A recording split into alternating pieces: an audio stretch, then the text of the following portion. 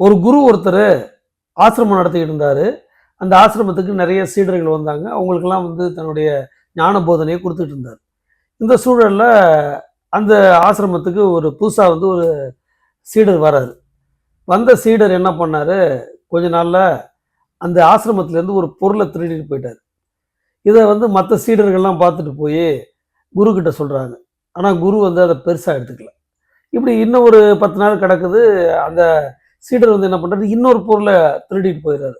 இதையும் போய் பாக்கி இருந்த சீடர்கள்லாம் அவர்கிட்ட குரு கிட்ட சொல்லும்போது குரு வந்து அதையும் பெருசாக எடுத்துக்கல. அடுத்து இன்னும் ஒரு மாதம் கழித்து அந்த சீடர் இன்னொரு பொருளை திருடிக்கிட்டு போயிடுறாரு. இதை பார்த்த சீடர்களுக்கெல்லாம் பயங்கர டென்ஷனு.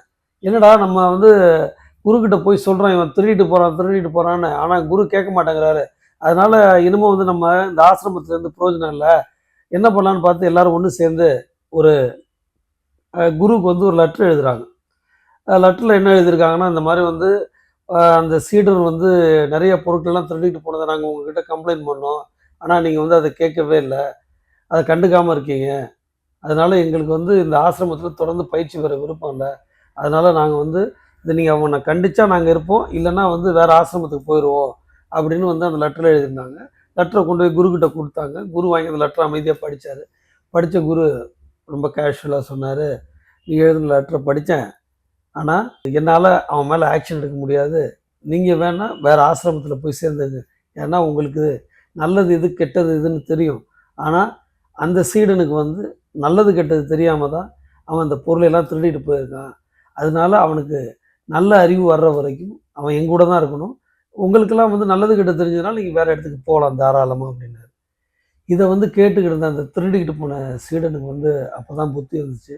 நேராக குருக்கிட்ட போய், ஐயா இது வரைக்கும் வந்து நான் தெரியாமல் தப்பு பண்ணிட்டேன், என்னை மன்னிச்சிருங்க அப்படின்னு சொல்லி காலில் விழுந்து வணங்கினான். அப்போ தான் குரு இவங்களெல்லாம் பார்த்து சொன்னார், பார்த்தீங்கன்னா வந்து உங்களுக்கு நல்லது எது கெட்டது எதுன்னு தெரிஞ்சிச்சு, ஆனால் இவனுக்கு எதுவுமே தெரியாது. தெரியாத ஒருத்தனுக்கு சொல்லிக் கொடுக்குறது தான் ஒரு உண்மையான குருவோட வேலை நேரம்.